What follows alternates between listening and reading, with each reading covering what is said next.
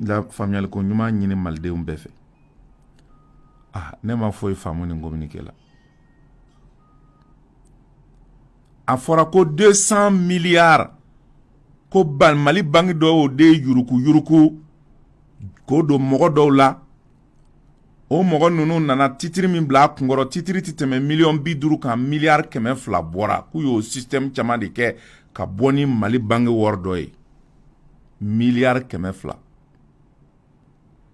APBF m'a fɔ an ye tiɲɛ don, u m'a fɔ an ye tiɲɛ tɛ, u m'a fɔ an ye ko in ɲɛ ye mun ye, u m'a fɔ an ye u bɛna sɛgɛsɛgɛli kɛ, u m'a fɔ an ye u bɛna jateminɛli kɛ, u m'a fɔ don n'a nataw la u bɛna kunnafoni d'an ma. Fɔ nin kuma ninnu dama. K'olu bɛna banque sariyaw bonya, règle prudentielle n'a fɔra k'u kan ka dan yɔrɔ min k'u bɛna dan ye, ko wa ko layiduka min bɛ u ni clients cɛ ani u dɛmɛbaaw cɛ k'u bɛna o layidukaw bonya. I ni su ani fati juru sara u bɛ ɲɔgɔn ye sira la wa? A fɔra de ko APBF banque dɔ bɛ Mali la a ye miliyari 200 de juru don yuruku sira fɛ. Garantie min bila juru don jogo manya, garantie min bilara kunkɔrɔ o ti juru yɛrɛ bɔ. Ɛni taara $50 titre foncier bila ka miliyari 2 juru ta. N'a dɔ ye kojugu ye. Jango miliyari 200. I ye kojugu kɛ. Donc sigi kelen bɛ ka APBF kɔnɔ. U k'a ɲɛfɔ an ye. Ni kuma t'u da u b'u dati. Mais jamana ko la $200 tɛ miliyari 2 tɛ koyi ko miliyari 200 200 milliards CFA wari miliyari 200 k'o de turuni ko kuma bɛ. Donc ka fɛn f'an ye min faamu nin ye kolokalakan de ye. Une organisation sérieuse. Cakɛda ɲɛnɛma kɛ une organisation sérieuse o ti nin kɛ.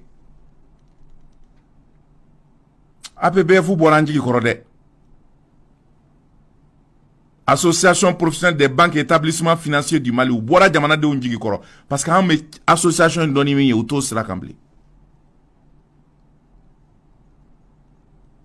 An bi Musa Alassane Diallo ko kashikebi. Domi ale APBF président. Aye bara minge bangu tokola kanani gelenya mi de patara APBF tokotun o manga sumana. Warandanya dunte de. U dame minga yin antado. Akana jelenya ka wera dama ni ɲɔgɔn cɛ. Akana jamanadenw kunnafoni bangi nafa la ani wariko la akano kɛ o bɛɛ bi faamu. Mais ni jamana kungo wulila jamanadenw ka wari Mali wari CFA wari miliyari 400 200 o de tununi ko kuma bɛ 200 milliards. APBF bi se ka bɔ ka nin kolo kala kan fa ye cogo jumɛn na? Nin tɛ dɛ. Ayi nin tɛ. A bɛ fɛ min kan ka fa ɲɛ nin tɛ. A y'a fa ɲɛ an ka lase jamanadenw ma. Wa an sigilen no k'aw kɔnɔ. An di sɔn dɛ. Soit a k'a fɔ an ye ko tiɲɛ tɛ, ou bien a k'a fɔ an ye ko tiɲɛ don a tɛmɛna ta, ou bien a ka ɲɛfɔli k'an ye an bɛ min faamu. Mais ce communiqué n'est pas un démenti. Nin ti kuma in nkalontigiya dɛ. Mɔgɔw dɔw dun tɔgɔ fɔlen bɛ, bangi dɔw dun tɔgɔ fɔlen bɛ, cakɛda dɔw tɔgɔ fɔlen bɛ, impôt b'a la, structure caman bɛ yen minnu tɔgɔ fɔlen bɛ. Attention. Anw tɛ se ka maɲumako kɛ Malikurako la ka si kɔngɔ na ka tile kɔngɔ na ka embargo kun ka maɲumako kun ko Mali ka yɛlɛma mɔgɔ dɔw kana miliyari kɛ marasi o ti ɲɛ koyi. Wa an bɛ Asimi Goyita an b'a interpeller parce que ni bolo dimina a bɛ d'a tigi de kan na. An ti jɛn n'a ye dɛ.